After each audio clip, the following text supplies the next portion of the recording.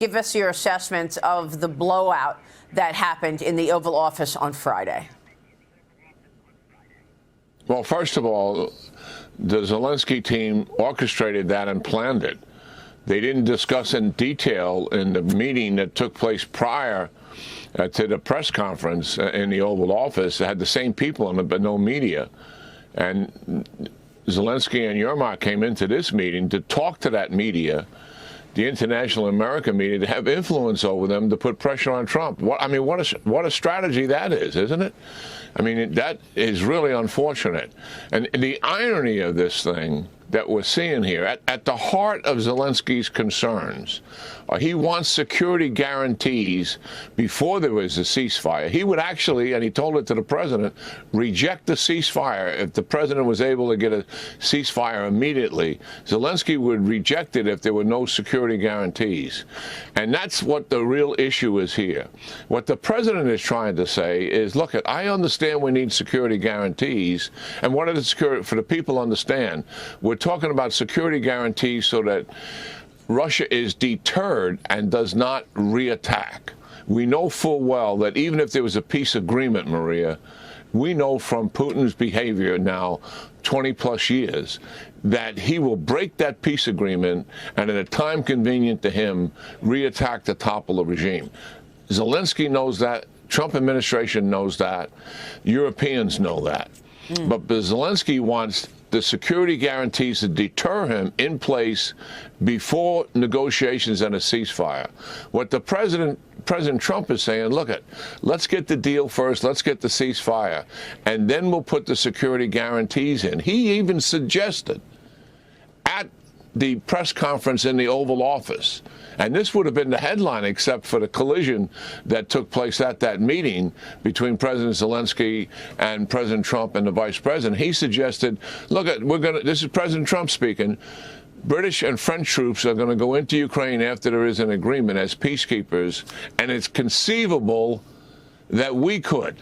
That should have been the headline, because President Trump has been saying for some time, I'm not going to put troops in there. But that demonstrates to me his flexibility, and he's going to put in place some tough security agreements to make certain that Putin is deterred from reattacking. He knows likely Putin probably attack while he's president, but likely he will with the next administration once President Trump is gone. That is at the heart of this disagreement. And the irony here, Maria, is I know the Trump team had as an option to get Putin to the negotiating table. They had options to increase military assistance into Ukraine and slap some tough sanctions on them to do that. Here, what's happening? We're actually pulling military aid from Ukraine to get them to the negotiating table. I mean, what a stunning turnaround this is. Do you think that President Trump's point is, look, this is an implicit security guarantee? You've got the United States invested in Ukraine economically by digging in, literally, to those rare earth minerals. That's a deterrent in and of itself to Putin. You don't want to attack Ukraine with American companies on the ground there, so it's implicit. Yeah, I totally agree. You're 100% right. It's obviously an economic and financial deal. It's generational. It'll take years still of exploration and mining to be able to get the financial gain out of this for both countries. It's also a political relationship because of it that ties a country much closer together. And yes, it is implied that security will have to be there to protect the investment. And Zelensky refuses to accept that. He wants to see something more tangible in the immediate I mean, he has been incredible in terms of motivating and inspiring his people and his troops. He goes to the front on a regular basis. Obviously, he's traveled the world to get assistance from him. He's good at that. But when it comes to strategic thinking, he is really missing it here. And he's putting his country at risk, unfortunately. So let's talk about the reality of where we are now. I mean, President Trump has paused all aid to Ukraine. General, what kind of an impact is this going to have? Is he allowing Putin to win here?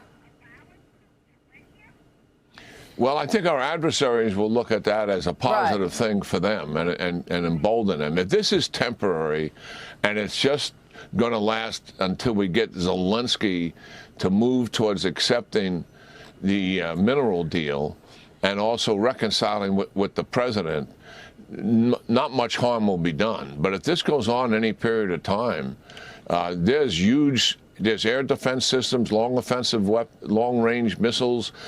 There's more artillery ammunition on the way. There's no doubt that casualties will go up. Yeah. The very thing the president is trying to prevent among the troops, and also once those cities get exposed because they don't have adequate air defense, then the civilian casualties will go up. If this is just temporary to force Zelensky, I get that.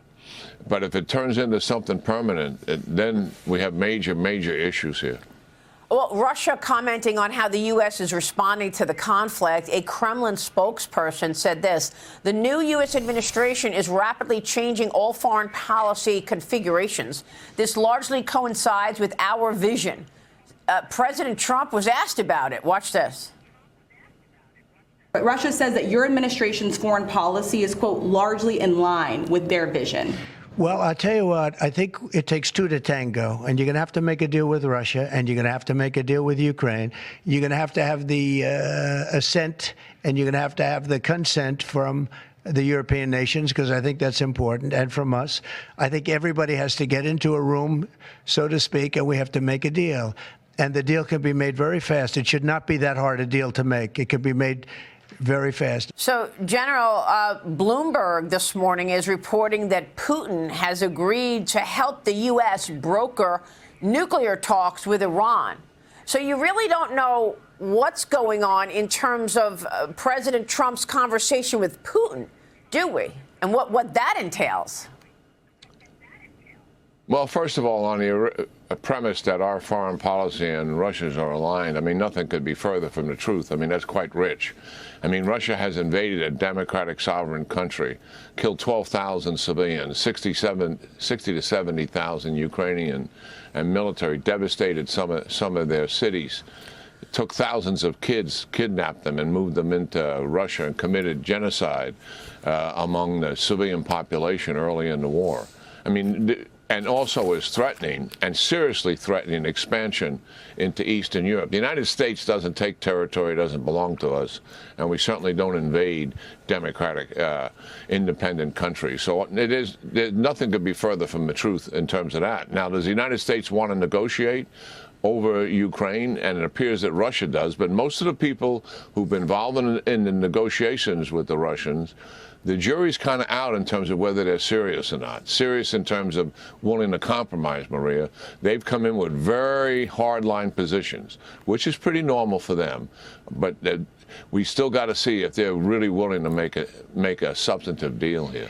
Yeah. All right. We'll be watching all of this. A lot of moving parts, General, and we so appreciate getting your insight on everything. Thank you, sir.